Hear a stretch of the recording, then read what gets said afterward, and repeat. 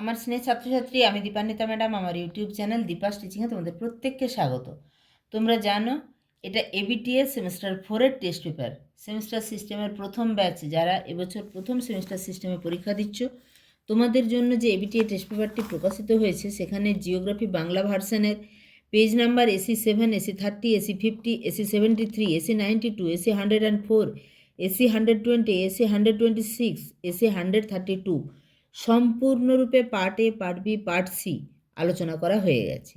এখন আলোচনা করব AC138 part A fundamentals of physical geography. তার কিন্তু সমস্ত নোটস পিডিএফ আকারে দিয়ে দেওয়া আছে। তোমরা যারা চ্যানেলে নতুন অবশ্যই আমাকে হোয়াটসঅ্যাপ করবে, স্ক্রিনে দেওয়া নম্বরে আমি তোমাদেরকে নোটসগুলো পাঠিয়ে দিতে পারবো। পার্ট বি এবং পার্ট সি এর জন্য অবশ্যই আমি যখন আলোচনা করে যাব, তোমরা দেখো কতগুলো বই তোমাদের সামনে এখন, যেগুলো তোমাদের নিউ সিলেবাসে প্রকাশিত বই সবগুলোই আমার হাতের সামনে আছে। তার মধ্যে যে বইতে যে উত্তরটা সবচেয়ে ভালো মনে হবে আমি সেটাই তোমাদের সামনে উপস্থাপিত করব। তো চলো শুরু করা যাক। পেজ নাম্বার হচ্ছে AC138। আলোচনা শুরু করার আগে বলবো, যদি চ্যানেলে নতুন হয়ে থাকো অবশ্যই চ্যানেলটা সাবস্ক্রাইব করে রাখো। অবশ্যই গুরুত্বপূর্ণ এই তথ্যটা প্লাস ভিডিওটা বন্ধুদের মাঝে শেয়ার করে দিও, যাতে তারাও পুরানো নোটসগুলো পেতে পারে বা এখন যে ক্লাসগুলো দেয়া হচ্ছে সেগুলো দেখে নিতে পারে। প্রথম কোশ্চেন, এটা কিছু বলারই অপেক্ষা রাখে না, বারে বারে প্রত্যেকটা পেজে আছে। উইলিয়াম মরিস ডেভিস বর্ণিত স্বাভাবিক ক্ষয়চক্রের বিভিন্ন পর্যায়ে সৃষ্ট ভূমিরূপের চিত্র সহ বর্ণনা দাও। প্রশ্নটির উত্তর কিন্তু অনেকটাই বড় হয়ে যাবে, কারণ বিভিন্ন পর্যায়ে মানে যৌবন, পরিণত, বার্ধক্য সমস্ত পর্যায়েরই সমস্ত ভূমিরূপ, আবার চিত্রসহ বলে দেয়া আছে মানে ছবিতেই 2 নম্বর। তাই তোমাকে 3 নম্বরের মতো সংক্ষিপ্ত আকারে লিখতে হবে। চলো দেখে নিই কোন বইতে ভালো উত্তরটা আছে।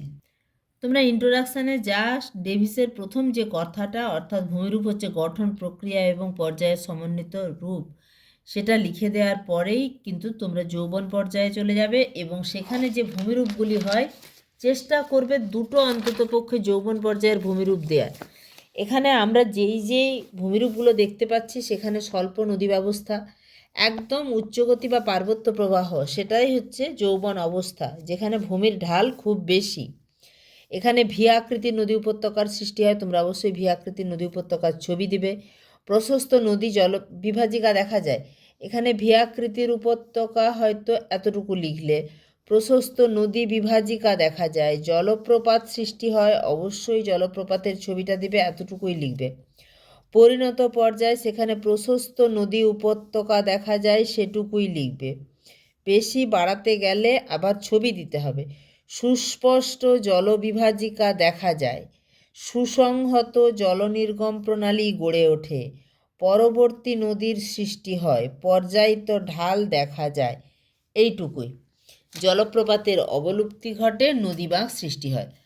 এখানে তোমরা এই যে পরিণত পর্যায়ের এই ভূমিরূপটা অবশ্যই দিবে, অর্থাৎ যৌবন পর্যায়ে ভি আকৃতির উপত্যকা, এই ভি আকৃতির উপত্যকাটা পরিণত পর্যায়ে অনেকটা চওড়া হয়েছে। এরপরে চলে যাব বার্ধক্য পর্যায়ে, সেখানে অতি স্বল্প বন্ধুরতা, নদী উপত্যকার ঢাল নদীর আড়াআড়ি দিকে এবং উল্লম্ব দিকে মৃদু হয় বলে ভূমির বন্ধুরতা কিন্তু খুব কম হয়। প্রশস্ত নদী উপত্যকা দেখা যায়, নদী বাঁক সৃষ্টি হয়, নদী গ্রাস সৃষ্টি হয়, তো সমপ্রায় ভূমি দেখা যায়, মোনাডনক সৃষ্টি হয়। এখানে চেষ্টা করবে বার্ধক্য পর্যায়ের একটা ভূমিরূপ দেওয়ার। ব্যাস এইটুকুই লিখবে, ছবিগুলো দেবে। চলে যাব পরের প্রশ্নে। 2-এর দাগের প্রশ্ন আছে, প্রবাহমান জলধারা ও বায়ুর সম্মিলিত কাজের ফলে সৃষ্ট ভূমিরূপের সচিত্র বিবরণ। সচিত্র মানে চিত্রতে 2 চলে গেল, তোমরা লিখবে 3 নম্বরের মতো। এখানে তোমাদের মনে হতে পারে যে 5 নম্বরের প্রশ্ন দুটো কেন দেয়া আছে। না, ফাইনাল পরীক্ষায় তোমাদের কিন্তু 3টে প্রশ্ন দেয়া থাকবে, দুটো লিখতে হবে। দেখে নাও, এটা বুক ইন্ডিয়ার বইতে 55 পেজে বায়ু এবং জলধারার সম্মিলিত কাজের ফলে গড়ে ওঠা ভূমিরূপ। এখানে গড়ে ওঠা ভূমিরূপের প্রথম ভূমিরূপ দিবে বধভূমি। বধভূমি কাকে বলে?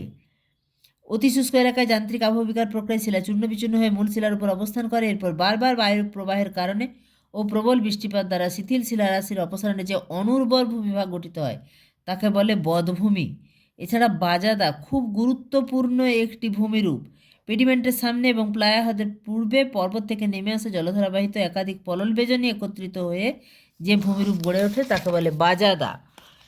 শুধু সংজ্ঞাগুলো দিবে তাহলেই যথেষ্ট। প্লায়া, মরু অঞ্চলের মধ্য দিয়ে প্রবাহিত একাধিক জলধারা কোনো পর্বতবেষ্টিত অবনমিত ভূমিতে মিলিত হয়ে যে লবণাক্ত জলাধার তৈরি করে, অর্থাৎ লবণাক্ত জলের হ্রদ হচ্ছে প্লায়া। এরপরে দিবে ওয়াদি, মরু অঞ্চলে হঠাৎ বৃষ্টিতে অনেক সময় কি হয়, জলধারা প্রবল বেগে নেমে আসে। এই যে মরুভূমির ক্ষণস্থায়ী নদী তাকে বলা হয় ওয়াদি। এই নদীটা যখন শুষ্ক অবস্থায়, শুষ্ক নদীখাতকে বলে ওয়াদি। এরপরের ভূমিরূপে চলে যাবে বোলসন, পার্বত্য মরুভূমির পাদদেশের ধুলোবালি মরুভূমিতে হঠাৎ বৃষ্টির জলের মাধ্যমে বাহিত হয়ে মরু অঞ্চলের পর্বত বেষ্টিত অববাহিকায় সঞ্চিত হয়। মরু অঞ্চলের এই পর্বত বেষ্টিত অববাহিকা বা নিম্ন সমতল ভূমিকে বোলসন বলে। ব্যাস, এই ভূমিরূপগুলোই যথেষ্ট। এবারে যেহেতু চিত্রসহ বলা হয়েছে, তোমরা এই ছবিটা অবশ্যই দেবে। যেখানে এইরকমভাবে ছবিটা, এইখানে জলের অংশ দেখানো হয়েছে, এই যে প্লায়া, বাজাদা, এই অংশটা বোলসন, এখানে পেডিমেন্ট ফাঁক, পেডিমেন্ট, এই ছবিটা কিন্তু অবশ্যই দিতে হবে। চলে যাব এবার 3 নম্বরের প্রশ্নগুলোতে। এই যে 4টে প্রশ্ন 3 নম্বরের, 2-এর দাগে যে 4টে প্রশ্ন আছে, এগুলোর প্রত্যেকটারই মান হচ্ছে 3। এখানে 4টের মধ্যে তোমাদেরকে 2টো করতে হবে। প্রথম প্রশ্ন আছে ক্রান্তীয় ঘূর্ণবাতের উৎপত্তি চিত্রসহ ব্যাখ্যা করো। যেরকম নাতিশীতোষ্ণ ঘূর্ণবাতের উৎপত্তির বিভিন্ন পর্যায়ে ব্যাখ্যা করো কোশ্চেন আসে, সেরকম ক্রান্তীয় ঘূর্ণবাতের উৎপত্তি। এই ক্রান্তীয় ঘূর্ণবাতের যে উৎপত্তি, এটাকে 4টে পর্যায়ে ভাগ করা যায়। গাঠনিক পর্যায়ে কি, ক্রান্তীয় ঘূর্ণবাত উৎপত্তির প্রথম পর্যায়টি গাঠনিক পর্যায়। এই পর্যায়কে প্রারম্ভিক পর্যায়ে বলা হয়। এই পর্যায়ে কী হয়, বিস্তীর্ণ অঞ্চল জুড়ে বায়ুর চাপ হ্রাস পায় বা কমে যায়, যেখানে নিম্নচাপের সৃষ্টি হয়। এই অবস্থায় ঘূর্ণবাতের চক্ষু এবং চক্ষু দেয়াল গড়ে ওঠে।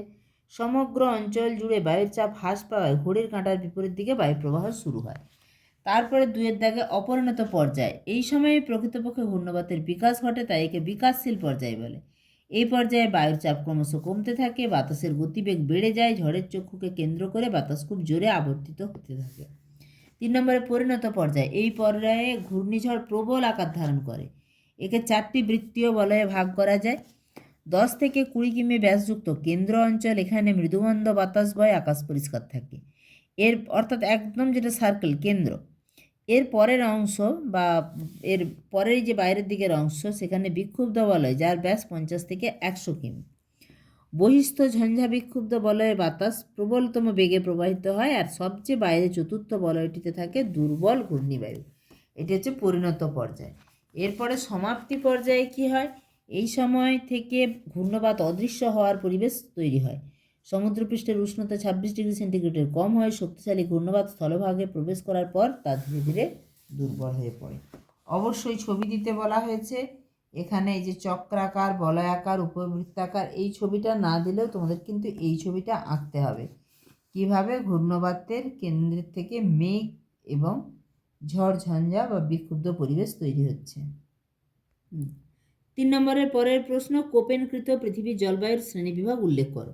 এখানে 3 নম্বরের প্রশ্নের জন্য অতিরিক্ত কিছু লেখার দরকার নেই।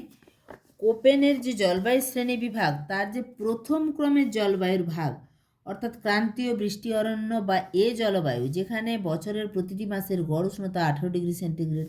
শুষ্ক জলবায়ু, যেটা বি দ্বারা চিহ্নিত করা হয়, সারা বছর বৃষ্টিপাতের তুলনায় বাষ্পীভবনের হার বেশি হয়।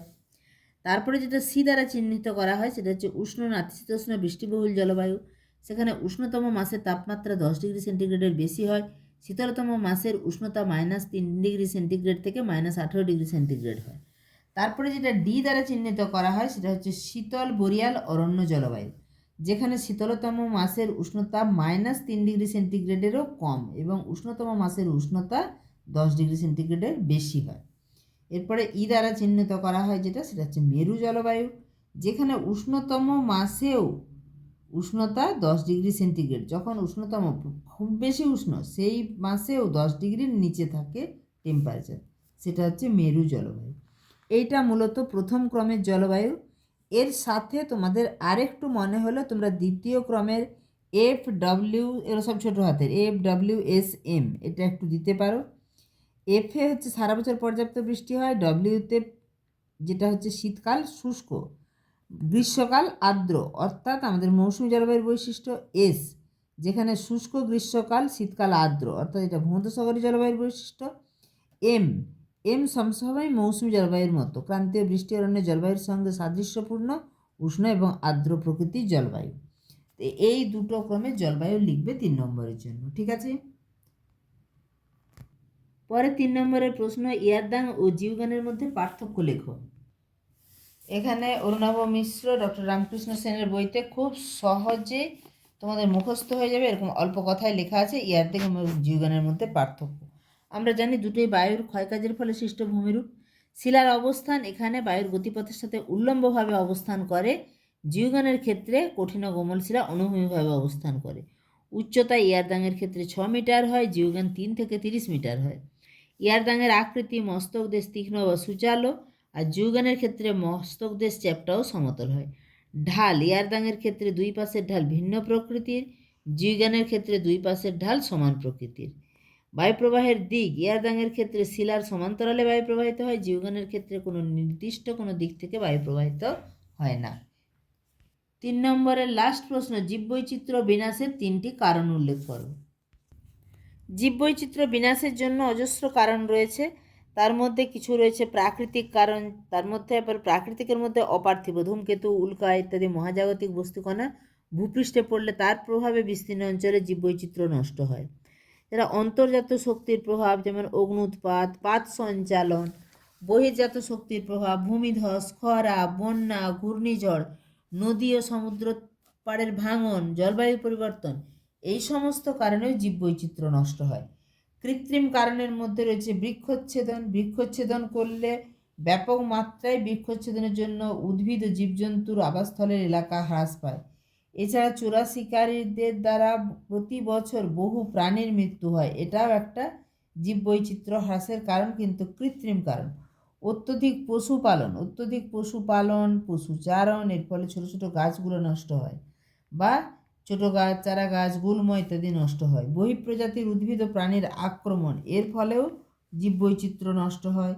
অনেক সময় কৃষিভূমির সম্প্রসারণ করা হচ্ছে, বাসভূমির সম্প্রসারণ করা হচ্ছে, শিল্পের সম্প্রসারণ করা হচ্ছে, তার ফলে বন জঙ্গল কেটে ফেলা হচ্ছে। এর ফলেও কিন্তু উদ্ভিদ যেমন হ্রাস পাচ্ছে, সেই উদ্ভিদের উপর নির্ভরশীল বিভিন্ন প্রাণীরও সংখ্যা আস্তে আস্তে কমছে বা তারাও মারা যাচ্ছে। এর ফলেও কিন্তু জীববৈচিত্র্য হ্রাস পাচ্ছে। তাই জীববৈচিত্র্য হ্রাসের অজস্র কারণ রয়েছে, ঠিক আছে। চলে যাব 2 নম্বরের প্রশ্নগুলোতে। 2 নম্বরের প্রশ্নের উত্তরগুলো তোমরা জানো, আমি ডায়েরিতে লিখে দিই যাতে তোমাদের সুবিধা হয়। অক্লোডেড বা অন্তর্ধিতি সীমান্ত কাকে বলে, এটার উত্তর তোমাদেরকে লিখে দেবো। পুনর্যৌবন লাভ বলতে কী বোঝো, এটা বারে বারে প্রত্যেকটা পেজে আলোচনা করেছি, তাও একটু দেখিয়ে দিচ্ছি। অধঃপাত অঞ্চল বা বলয়, অর্থাৎ যেখানে একটা পাত আর একটা পাতের নিচে ঢুকে যাচ্ছে, সেটা দেখাবো। ডালমেসিয়ান উপকূল কি, সেটা দেখাবো। এটাও 2 নম্বরের প্রশ্ন। চলে যাচ্ছি প্রথম প্রশ্ন, অক্লোডেড বা অন্তর্ধিতি সীমান্ত কাকে বলে। নাতিশীতোষ্ণ ঘূর্ণবাতের বার্ধক্য পর্যায়ে অতি দ্রুতগামী শীতল সীমান্ত অপেক্ষাকৃত ধীর গতিসম্পন্ন উষ্ণ সীমান্তের সাথে মিলিত হয়ে একটি অভিন্ন সীমান্তে পরিণত হয়, একে অন্তর্ধিতি বা অবরুদ্ধ বা অক্লুডেড সীমান্ত বলে। পরের প্রশ্নে পুনর্যৌবন লাভ কাকে বলে, তার উত্তরটা দেখে নাও। ডেভিসের মতে কোনো ভূমিরূপ যৌবন থেকে শুরু করে বার্ধক্য অবস্থায় পৌঁছানোর জন্য এক দীর্ঘ সময়ের প্রয়োজন হয়।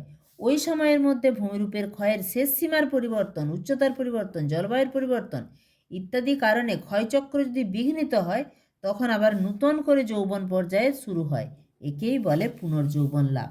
বা যদি সংজ্ঞা আকারে লিখতে চাও, তাহলে নদীর ক্ষয়চক্র চলাকালীন ভূ আলোড়নজনিত কারণে ভূমির হঠাৎ উত্থান বা সমুদ্রতলের পরিবর্তন বা জলবায়ুর পরিবর্তন ইত্যাদি কারণে নদীর ক্ষয় ক্ষমতা আবার ঘুরে বৃদ্ধি পায়, একে নদীর পুনর্যৌবন লাভ বলে। পরের প্রশ্ন, অধঃপাত অঞ্চল বা বলয় কাকে বলে। দেখো, এই যে এখানে দু রকমের পাতের অভিসারী সঞ্চলন, দুটো পাত পরস্পরের অভিমুখে যাচ্ছে, তখন ভারী পাতটা নিচে প্রবেশ করছে, এই যে অধোগমন ঘটছে, এই অঞ্চলটাকেই বলছে অধঃপাত অঞ্চল বা বলয়। এখানে